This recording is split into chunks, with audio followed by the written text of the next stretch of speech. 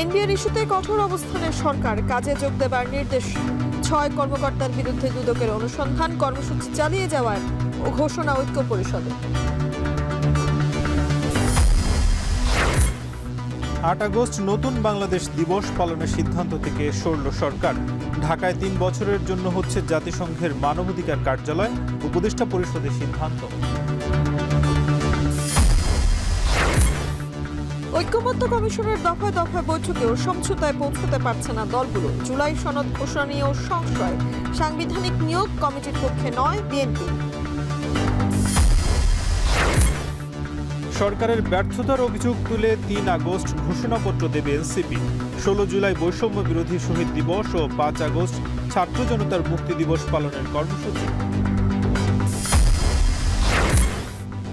এবং কুমিল্লায় ধর্ষণের শিকার ভুক্তভোগীর ভিডিও ২৪ ঘন্টার মধ্যে সরানোর নির্দেশ হাইকোর্টের।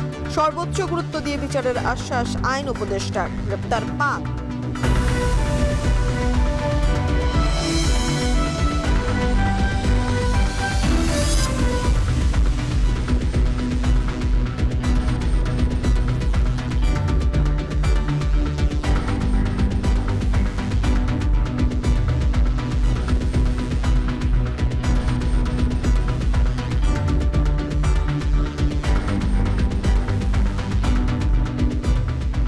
শুনছিলেন শিরোনাম। স্বাগত জানাচ্ছি এখন সন্ধ্যার সঙ্গে আছি আমি তানজিলা খান মিম এবং আমি নাজমুস সাকিব।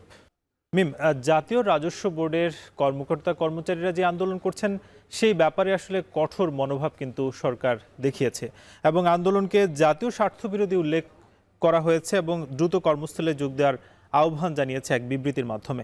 এবং অত্যাবশ্যকীয় যে ঘোষণা করা হয়েছে এনবিআর সংশ্লিষ্ট সেবাকে। এদিকে সরকারের সাথে কোনো ধরনের আলোচনা না হওয়ার প্রেক্ষিতে শাটডাউন ও মার্চ টু এনবিআর কর্মসূচি অব্যাহত রাখার কথা জানিয়েছেন এনবিআর সংস্কার ঐক্য পরিষদ। অর্থ উপদেষ্টার সাথে বৈঠক হওয়ার কথা থাকলেও শেষ পর্যন্ত সেটি আর হয়নি। বিস্তারিত জানাবেন গালিব ইবনে রিয়াজ।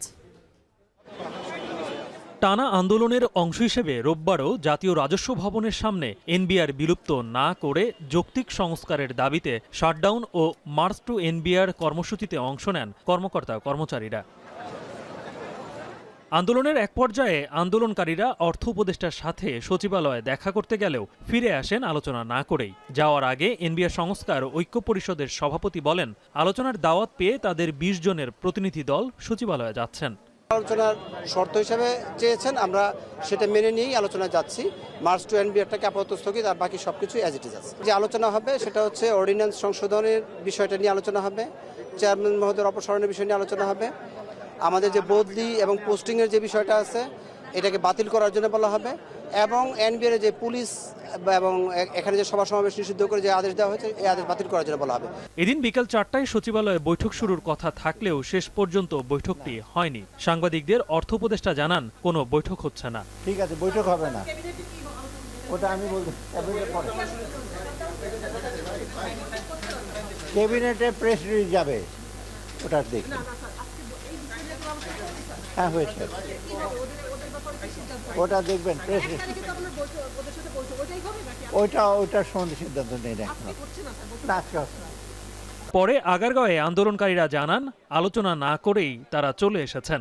দাবি করেন অর্থ উপদেষ্টার সময় না থাকায় নাকি আলোচনা হয়নি। এরই মাঝে প্রধান উপদেষ্টার কার্যালয় থেকে এক বিবৃতিতে জানানো হয়, জাতীয় স্বার্থে জাতীয় রাজস্ব বোর্ডের আওতাধীন সকল প্রতিষ্ঠানকে অত্যাবশ্যকীয় সেবা ঘোষণা করার সিদ্ধান্ত নিয়েছে সরকার। বিবৃতিতে সবাইকে কর্মস্থলে যোগ দিতে বলা হয়, অন্যথায় কঠোর ব্যবস্থা নেওয়া হবে।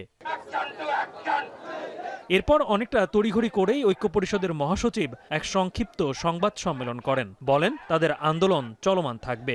আজকের মতো আমাদের কর্মসূচি এখানেই সমাপ্ত। আমাদের কর্মসূচি যা চলমান ছিল তাই থাকবে। যদি এর মধ্যে কোনো পরিবর্তন আসে আপনাদেরকে প্রেস রিলিজের মাধ্যমে আমরা জানিয়ে দেব। এর আগে রোববার সকাল থেকেই আগারগাঁওয়ে জাতীয় রাজস্ব ভবনের সামনে আন্দোলনে অংশ নিতে রাজধানীর বিভিন্ন কর অঞ্চল থেকে শুরু করে ঢাকার বাইরে থেকেও কর্মকর্তারা আসেন। এক দফা দাবি তুলেন বর্তমান এনবিআর চেয়ারম্যান আব্দুর রহমান খানের অপসারণের। গালিব ইবনে রিয়াজ, এখন, ঢাকা। জাতীয় রাজস্ব বোর্ডের আন্দোলনরত ৬ কর্মকর্তার বিরুদ্ধে তথ্যানুসন্ধান শুরু করেছে দুদক। বিকেলে দুদকের জনসংযোগ কর্মকর্তা আক্তার হোসেন এই তথ্য নিশ্চিত করেন। দুদক জানায়, কর ও শুল্ক দুদক জানায় কর ও শুল্ক ক্ষেত্রে মোটা অঙ্কের ঘুষের বিনিময়ে করদাতাদের কর ফাঁকি দেওয়ার সুযোগ করে দিচ্ছেন কিছু কর্মকর্তা। এতে প্রতি বছর সরকার বিপুল পরিমাণ রাজস্ব প্রাপ্তি থেকে বঞ্চিত হচ্ছে। কিছু ক্ষেত্রে কর্মকর্তারা ঘুষ না পেয়ে কর ফাঁকির মিথ্যা মামলা করেন বলে জানায় দুদক। দুদকের তথ্যানুসন্ধানে অভিযুক্ত ব্যক্তিরা হলেন AKM বদিউল আলম, মির্জা আশিক রানা, মোহাম্মদ মোর্শেদ উদ্দিন খান, মোনালিসা শাহরিন সুস্মিতা, হাসান তারেক, রিকাবদার এবং সাধন কুমার কুণ্ডু।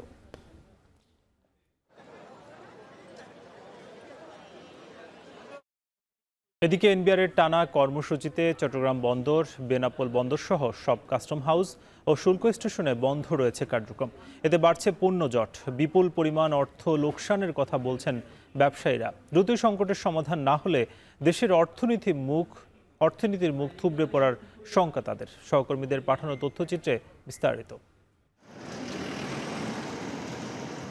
কাস্টম হাউস ও স্থলবন্দরের শুল্ককর কার্যালয়ে ঝুলছে তালা। এনবিআর চেয়ারম্যানের পদত্যাগের দাবিতে কমপ্লিট শাটডাউন কর্মসূচিতে থমকে গেছে আমদানি রপ্তানি কার্যক্রম। এনবিআর চেয়ারম্যানের অপসারণের দাবিতে দ্বিতীয় দিনের মতো কমপ্লিট শাটডাউন কর্মসূচি পালন করছেন শুল্ক ও রাজস্ব কর্মকর্তারা।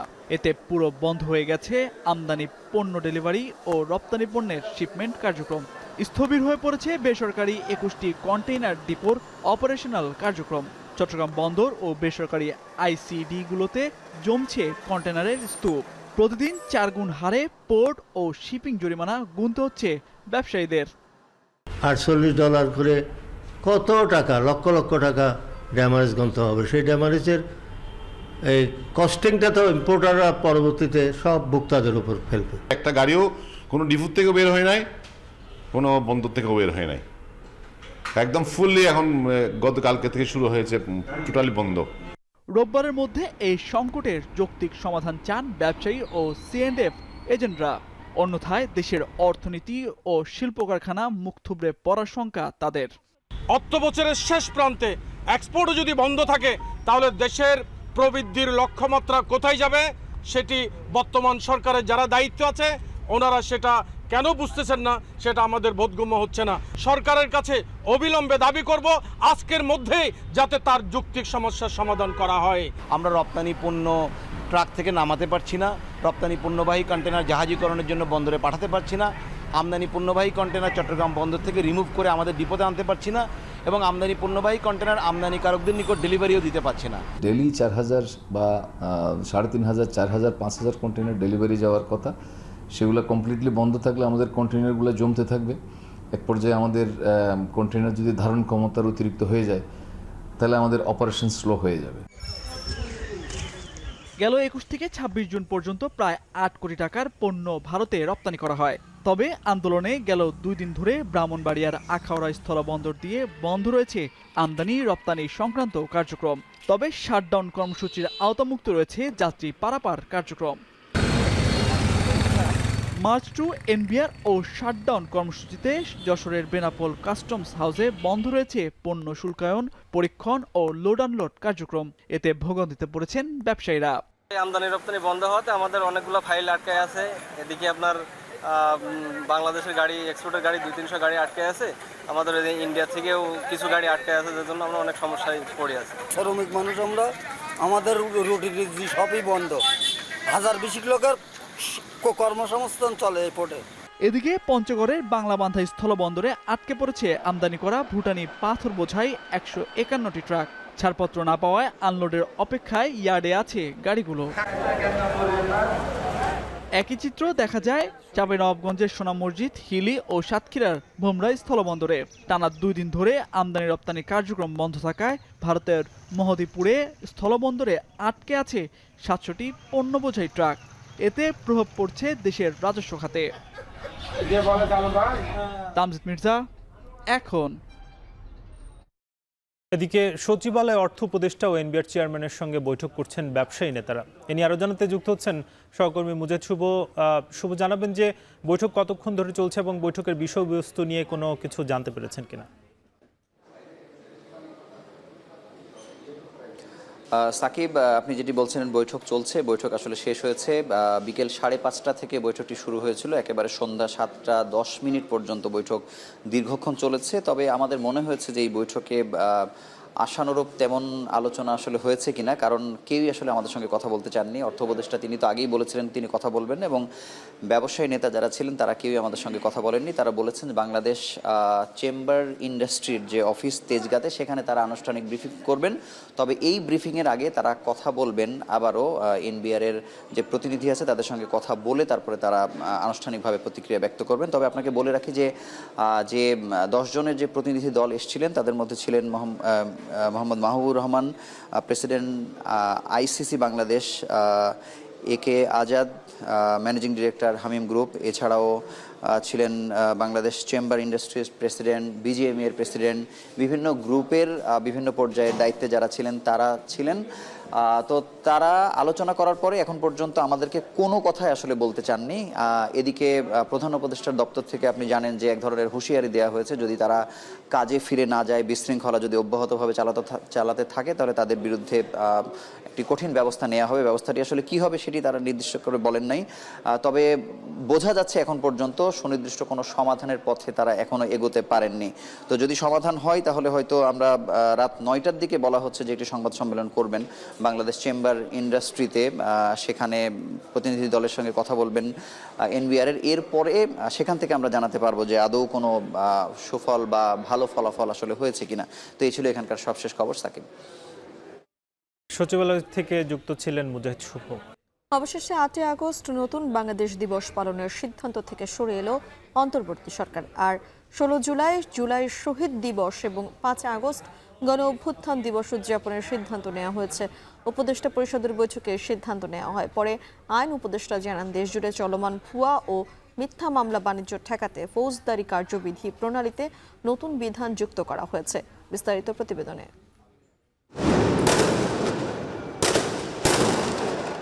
সরকারি চাকরিতে কোটা সংস্কারের দাবিতে শুরু হওয়া ছাত্রদের আন্দোলন শেষমেশ সরকার উৎখাতের ইতিহাস হয় 2024 সালের আগস্টে। 36 দিনের রক্তক্ষয়ী আন্দোলনের মুখে ক্ষমতা ছেড়ে ভারতে আশ্রয় নেন সাবেক প্রধানমন্ত্রী শেখ হাসিনা। এরপর 8 আগস্ট নোবেলজয়ী ডক্টর মোহাম্মদ ইউনূসকে প্রধান উপদেষ্টা করে গঠিত হয় অন্তর্বর্তী সরকার। জুলাই গণ অভ্যুত্থান এবং সরকারের পট পরিবর্তনের বর্ষপূর্তি উপলক্ষে রাজনৈতিক দলগুলোর পাশাপাশি অন্তর্বর্তী সরকারও কয়েকটি দিবস পালনের সিদ্ধান্ত নেয়। মন্ত্রিপরিষদ বিভাগের পরিপত্রে জানানো হয়, জুলাইয়ে কোটা সংস্কার আন্দোলনের মধ্যে রংপুরে পুলিশের গুলিতে আবু সাঈদের মৃত্যুর দিন 16 জুলাইকে শহীদ আবু সাঈদ দিবস, 5 আগস্ট জুলাই গণ অভ্যুত্থান দিবস এবং 8 আগস্ট নতুন বাংলাদেশ দিবস পালন করবে সরকার। এমন ঘোষণার পরে জাতীয় নাগরিক পার্টি, জামায়াতে ইসলামী সহ বেশ কিছু রাজনৈতিক দল তারিখ ও দিবস নিয়ে আপত্তি জানায়। পরে তা পুনর্বিবেচনার সিদ্ধান্ত নেয় সরকার। দুপুরে উপদেষ্টা পরিষদের বৈঠকে 16 জুলাই শহীদ দিবস এবং 5 আগস্ট গণ অভ্যুত্থান দিবস উদযাপনের সিদ্ধান্ত আসে। বাদ যায় 8 আগস্ট দিবস পালনের বিষয়টি। উপদেষ্টা পরিষদের বৈঠক নিয়ে পরে ফরেন সার্ভিস একাডেমিতে ব্রিফিং করেন আইন উপদেষ্টা। ভুয়া ও মিথ্যা মামলা বাণিজ্য ঠেকাতে ফৌজদারি কার্যবিধিতে নতুন বিধান যুক্ত করে চূড়ান্ত নীতিমালার অনুমোদন দেওয়া হয়েছে। এছাড়া প্রাথমিক তদন্ত প্রতিবেদনের উপর ভিত্তি করে সাক্ষ্য প্রমাণ না থাকলে বিচার কাজ শুরুর আগে আদালত অভিযুক্তকে মুক্তি দিতে পারবে বলেও জানান আইন উপদেষ্টা। প্রাথমিক রিপোর্টটা যখন ইনভেস্টিগেশন অফিসার প্রিপেয়ার করবে, করার পর আমাদের যে এসপি সাহেব আছেন বা পুলিশ কমিশনার আছেন তারা ইনভেস্টিগেশন অফিসারকে বলবে এই প্রাথমিক রিপোর্ট বা প্রিলিমিনারি রিপোর্টটা, ইনভেস্টিগেশন রিপোর্ট, এটা ম্যাজিস্ট্রেটের কাছে জমা দাও। ম্যাজিস্ট্রেটের কাছে জমা দেওয়ার পর ম্যাজিস্ট্রেটের কাছে যদি মনে হয় প্রি ট্রায়াল স্টেজেই ওই মামলা থেকে ওই আসামিদেরকে যাদের বিষয় বা যাদের বিরুদ্ধে কোনো সাবস্ট্যান্টিভ বা সাফিসিয়েন্ট এভিডেন্স নাই তাদেরকে ওই মামলা থেকে মুক্ত করে দিতে পারবেন। আইন উপদেষ্টা আরও জানান, আপাতত 3 বছরের জন্য বাংলাদেশে হবে জাতিসংঘের মানবাধিকার সংস্থার কার্যালয়। এর জন্য সমঝোতা স্মারক সই করতে অনুমোদন দিয়েছে উপদেষ্টা পরিষদ। ড্রাফট MOU বা সমঝোতা স্মারক সেটা আজকে মন্ত্রী পরিষদের সভায় নীতিগতভাবে অনুমোদিত হয়েছে। সেটা আমরা কয়েকজন উপদেষ্টারা মিলে আরেকটু পরীক্ষা করব, করার পর ফাইনাল যে টেক্সটটা সেটা আমরা OHCHR ভলকার টুর্কের কাছে সরাসরি পাঠাবো। ওনারা এগ্রি করার পর আশা করি আমরা দ্রুততম সময়ের মধ্যে MOUটা সাইন করতে পারবো। দেশে মানবাধিকার লঙ্ঘন হলে এই সংস্থা শৃঙ্খলা বাহিনীর পাশাপাশি গুরুত্বপূর্ণ ভূমিকা পালন করবে বলেও আশাবাদ জানান আইন উপদেষ্টা। রকিবুল রাহাত, এখন, ঢাকা। দ্বিতীয় দফার সংস্কার আলোচনায় ঐকমত্য নিয়ে অনিশ্চয়তা তৈরি হয়েছে। সপ্তম দিনের আলোচনায়ও মৌলিক সংস্কার নিয়ে ঐকমত্যে পৌঁছতে পারেনি দলগুলো। প্রধানমন্ত্রীর ক্ষমতা খর্বের যুক্তিতে সাংবিধানিক এবং সংবিধিবদ্ধ প্রতিষ্ঠানের নিয়োগ কমিটির বিরোধিতা করছে বিএনপি ও তার জোটসঙ্গীরা। জামায়াত, এনসিপি সহ বাকি দলগুলো বলছে প্রধানমন্ত্রীর হাতে ক্ষমতা কক্ষিগত না হয় সেজন্য এই কমিটি চাচ্ছে তারা। এদিকে আগামী মাসে জুলাই সনদ ঘোষণা নিয়ে শঙ্কা প্রকাশ করেছেন অধ্যাপক আলী রিয়াজ। আরও জানাচ্ছেন জাওয়াদ মাহমুদ।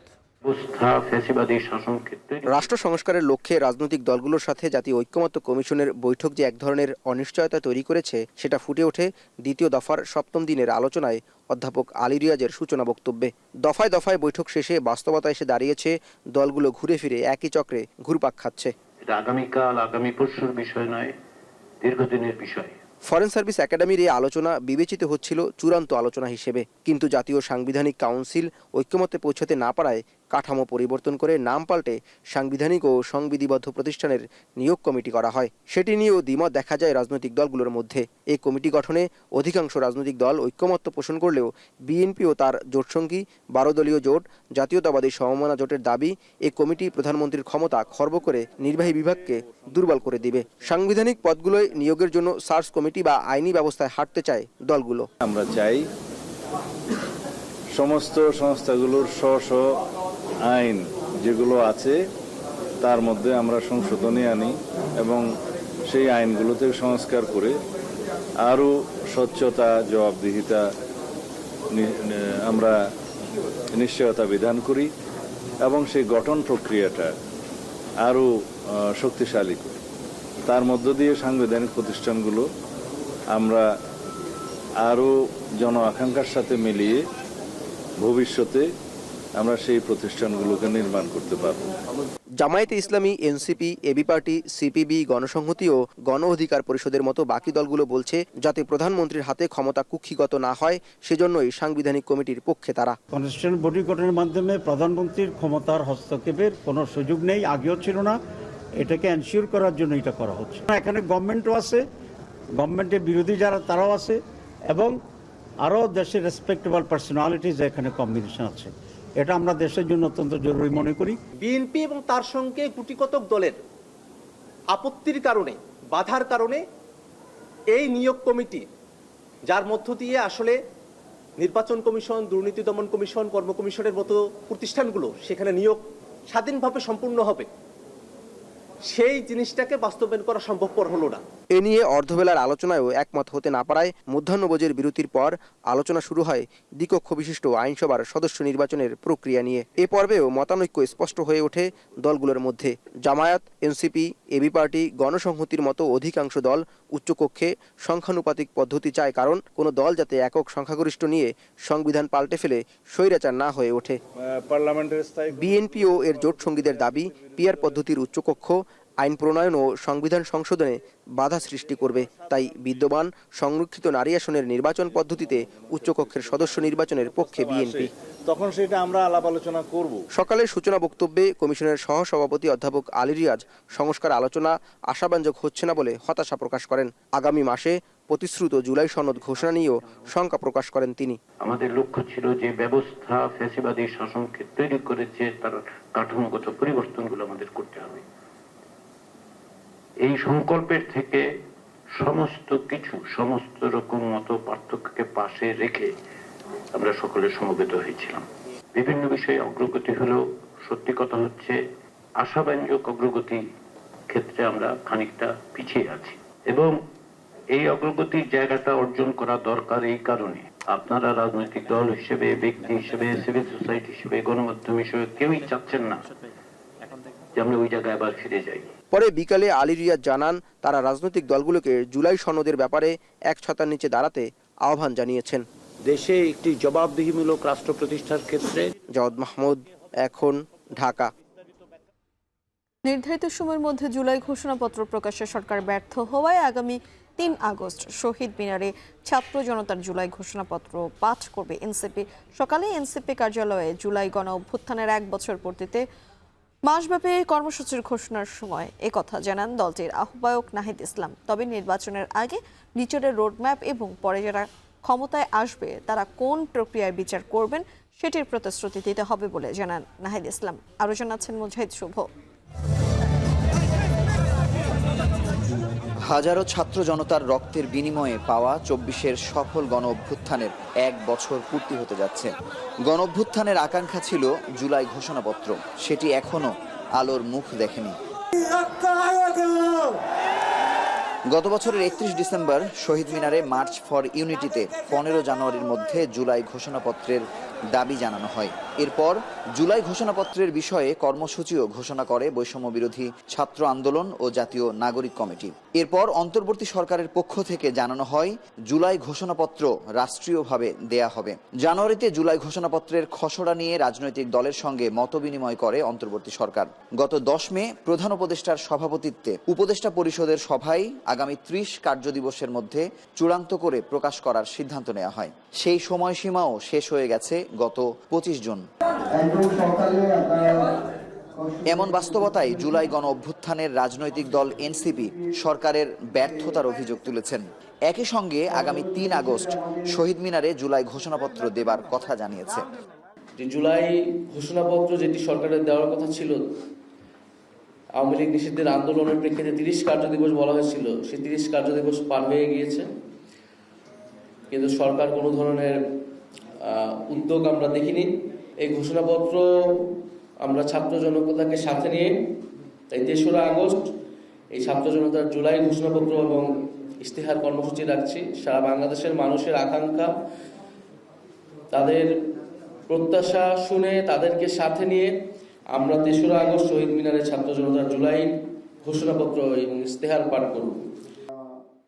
গণঅভ্যুত্থানের বছর পূর্তিতে মাসব্যাপী কর্মসূচি ঘোষণা করেছে এনসিপি। জুলাইব্যাপী সারা দেশে পদযাত্রার পাশাপাশি 5 আগস্ট ছাত্র জনতার মুক্তি দিবস উদযাপন করার ঘোষণা দিয়েছেন দলটির আহ্বায়ক নাহিদ ইসলাম। বিচার সংস্কার ও নতুন সংবিধানের দাবিতে জনতার দুয়ারে পৌঁছানোর অঙ্গীকার ব্যক্ত করেন তিনি।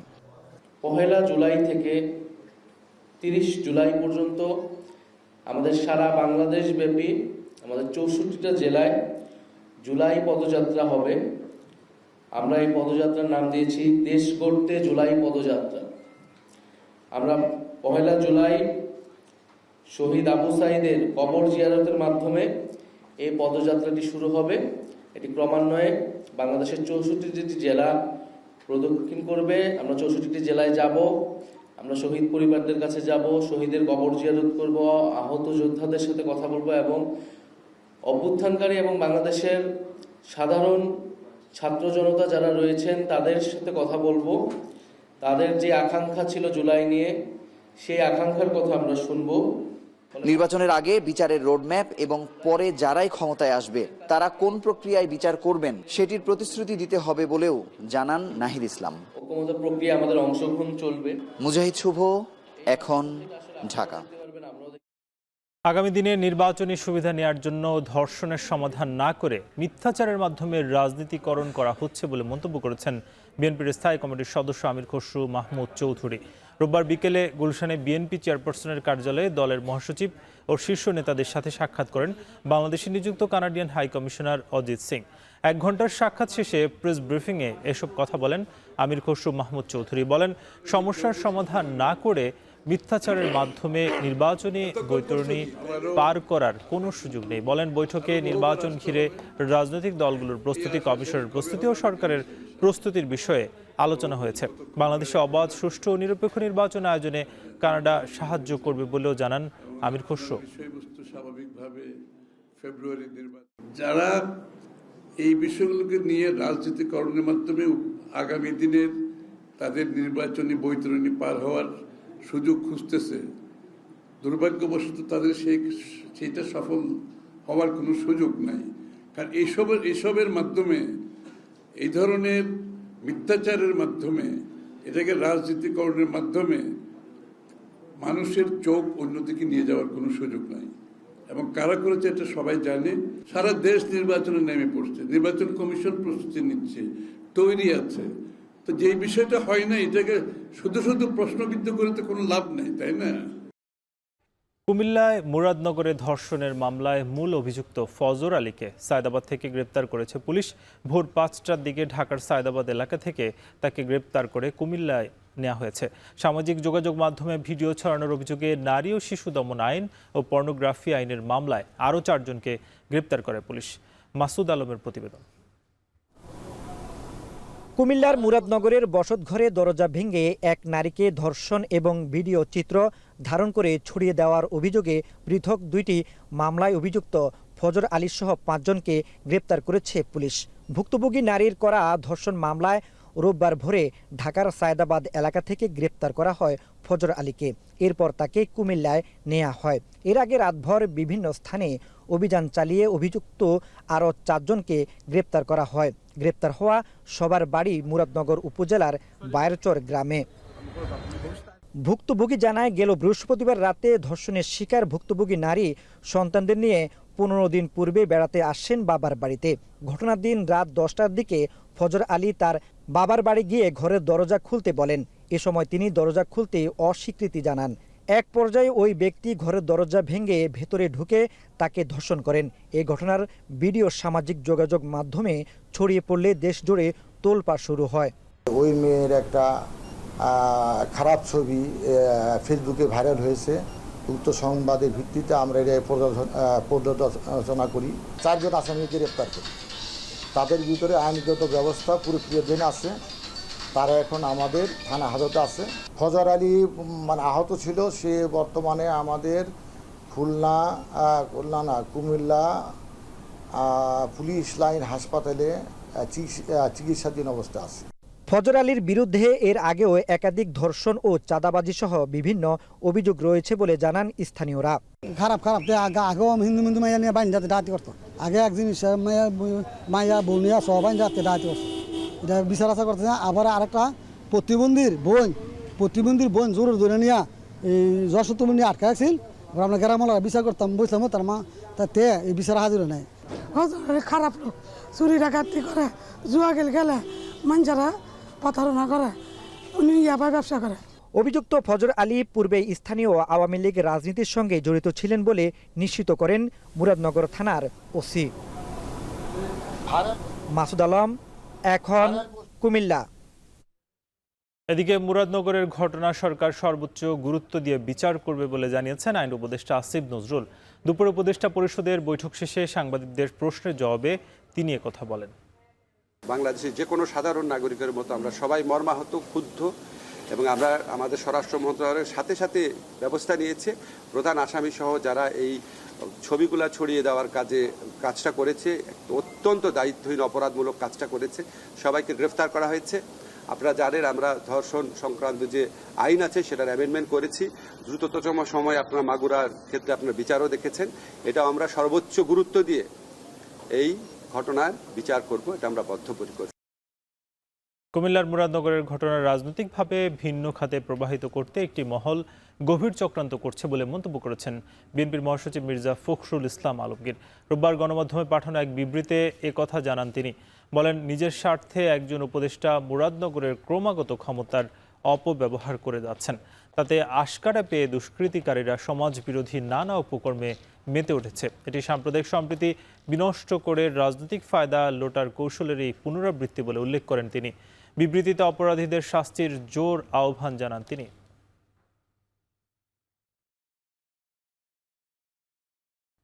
নির্বাচনে অনিয়ম ও রাষ্ট্রদ্রোহিতার অভিযোগে বিএনপির দায়ের করা শেরেবাংলা নগর থানার মামলায় জামিন নামঞ্জুর করে সাবেক সিইসি হাবিবুল আওয়ালকে কারাগারে পাঠিয়েছেন আদালত। বিকেলে সাবেক সিইসিকে 3 দিনের রিমান্ড শেষে আদালতে হাজির করা হয়। পরে তদন্তকারী কর্মকর্তা মামলার তদন্ত শেষ না হওয়া পর্যন্ত তাকে কারাগারে আটক রাখার আবেদন করেন। রাষ্ট্র ও আসামি পক্ষের শুনানি শেষে তাকে কারাগারে পাঠানোর আদেশ দেন আদালত। অসুস্থতা ও সামাজিক মর্যাদা বিবেচনায় আসামি পক্ষের আইনজীবীরা জামিনের আবেদন করলে তা নামঞ্জুর করেন আদালত।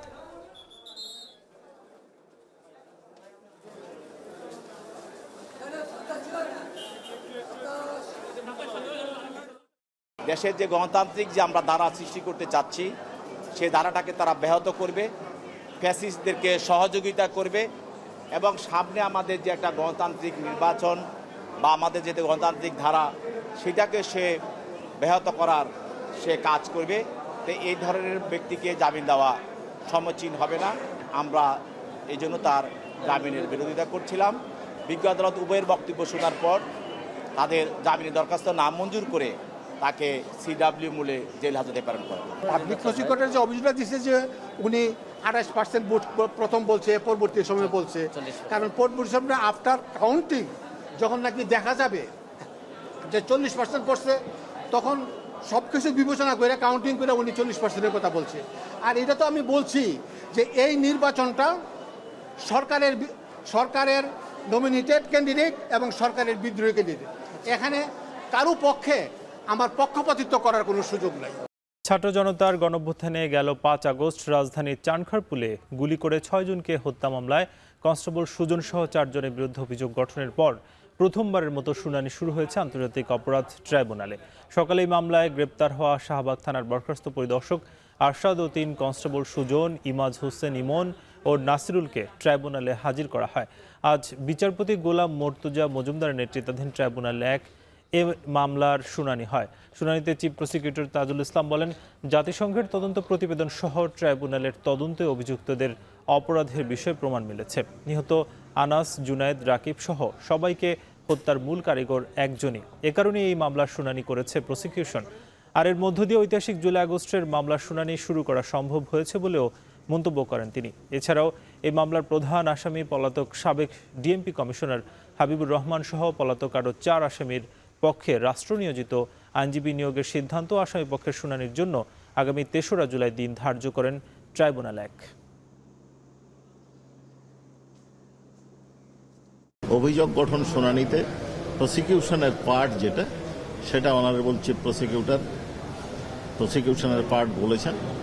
ডিফেন্সের পক্ষ থেকে সময়ের আবেদন করা হয়েছে এবং অনারেবল ট্রাইব্যুনাল সন্তুষ্ট চিত্তে মঞ্জুর করেছেন, অ্যাডজর্নমেন্ট দিয়েছেন এবং আগামী 3রা জুলাই দিন ধার্য করা হয়েছে। 19 জুন গুলি করে 3 গোয়েন্দা পুলিশকে আহতের ঘটনায় প্রধান অভিযুক্ত বাপ্পি সহ 3 জনকে গ্রেপ্তার করেছে ডিবি। দুপুরে এক সংবাদ সম্মেলনে এ তথ্য জানান ডিবি দক্ষিণের যুগ্ম কমিশনার নাসিরুল ইসলাম। 3 ঘন্টা অপারেশন পরিচালনা করার পর আমরা তাকে ভিতর থেকে বের করে এনে গ্রেপ্তার করতে সক্ষম হই। তাকে সহ ওইখান থেকে তাৎক্ষণিকভাবে আমরা ঢাকা শহরে তার ভাড়া বাসার ডেমরা এলাকায় আমরা অভিযান পরিচালনা করি। অভিযান পরিচালনা করে তার তালাবদ্ধ ঘরের কক্ষতে লকারের মধ্য থেকে আরও 2টি পিস্তল, বিদেশি পিস্তল এবং আরও অধিক সংখ্যক গুলি আমরা উদ্ধার করি। সর্বমোট তার কাছ থেকে 3টি বিদেশি পিস্তল এবং 151 রাউন্ড গুলি উদ্ধার করতে আমরা সক্ষম হই। ইরানের রাজধানী তেহরানের এভিন কারাগারে ইসরায়েলি হামলায় 71 জন নিহত হয়েছেন। যুদ্ধবিরতির আগে গত 23 জুন ইসরায়েলি হামলায় তারা নিহত হয়। ইরানের বিচার বিভাগের বরাত দিয়ে এই তথ্য তুলে ধরেছে আন্তর্জাতিক সংবাদ মাধ্যমগুলো। জানা গেছে, হামলায় নিহতদের মধ্যে কারাগারের প্রশাসনিক কর্মীদের পাশাপাশি আটককৃত বন্দী এবং সেনাবাহিনীতে কর্মরত কিছু তরুণও ছিলেন। এই হামলা এমন এক সময় হয়েছিল যখন ইসরায়েল ইরান 12 দিনের সরাসরি সংঘর্ষের পরে যুক্তরাষ্ট্রের আহ্বানে যুদ্ধবিরতিতে পৌঁছায়। বেঁচে থাকা বন্দীদের তেহরানের অন্যান্য কারাগারে স্থানান্তর করা হয়েছে।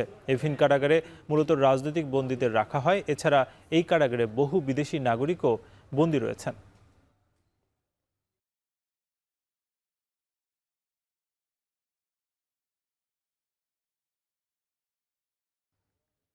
বাংলাদেশি বংশোদ্ভূত প্রবাসী ফুটবলারদের ট্রায়ালের দ্বিতীয় দিনে খেলোয়াড়দের পাসিং, ভিশন এবং অফ দ্য বল মুভমেন্ট পর্যবেক্ষণ করেছেন বাফুফের কোচিং প্যানেল।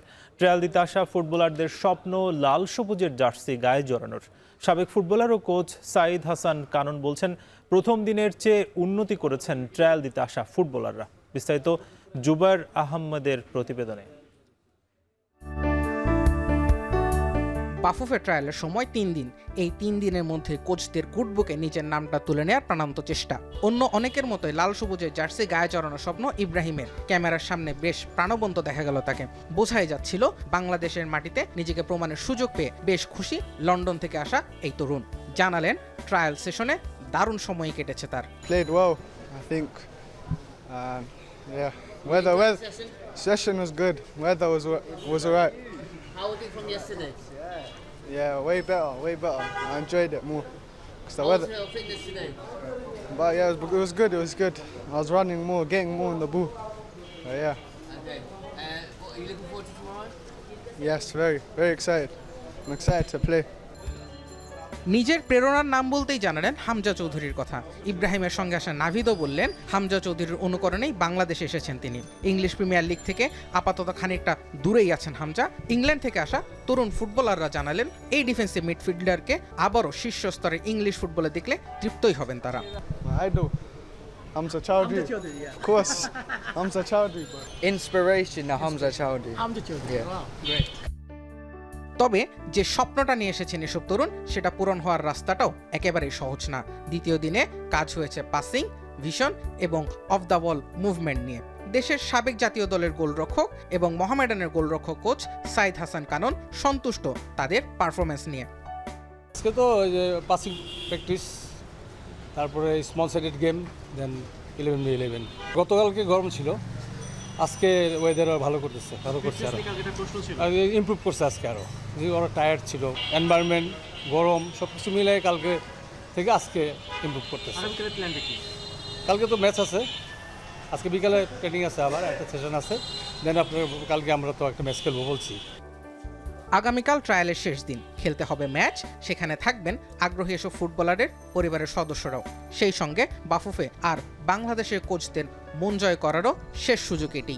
বাংলাদেশ ফুটবলের আগামী দিনের ভবিষ্যৎটাও পরখ করা হবে 3 দিনের সামগ্রিক মূল্যায়ন শেষে। জুবায়ের আহমেদ, এখন। শেষ করছি এখন সন্ধ্যা। তবে তার আগে শিরোনামগুলো জানাবো আরও একবার। এনবিআর ইস্যুতে কঠোর অবস্থানে সরকার, ব্যবসায়ীদের সঙ্গে বৈঠক শেষে 5 সদস্যের উপদেষ্টা কমিটি গঠন, কর্মসূচিতে অনড় ঐক্য পরিষদ। 8 আগস্ট নতুন বাংলাদেশ দিবস পালনের সিদ্ধান্ত থেকে সরল সরকার। ঢাকায় 3 বছরের জন্য হচ্ছে জাতিসংঘের মানবাধিকার কার্যালয়, উপদেষ্টা পরিষদের সিদ্ধান্ত। ঐকমত্য কমিশনের দফায় দফায় বৈঠকেও সমঝোতায় পৌঁছতে পারছে না দলগুলো। জুলাই সনদ ঘোষণা নিয়েও সংশয়, সাংবিধানিক নিয়োগ কমিটির পক্ষে নয় বিএনপি। সরকারের ব্যর্থতার অভিযোগ তুলে 3 আগস্ট ঘোষণাপত্র দেবে এনসিপি। 16 জুলাই বৈষম্য বিরোধী শহীদ দিবস ও 5 আগস্ট ছাত্র জনতার মুক্তি দিবস পালনের কর্মসূচি। এবং কুমিল্লায় ধর্ষণের শিকার ভুক্তভোগীর ভিডিও 24 ঘন্টার মধ্যে সরানোর নির্দেশ হাইকোর্টের। সর্বোচ্চ গুরুত্ব দিয়ে বিচারের আশ্বাস আইন উপদেষ্টার, গ্রেপ্তার 5।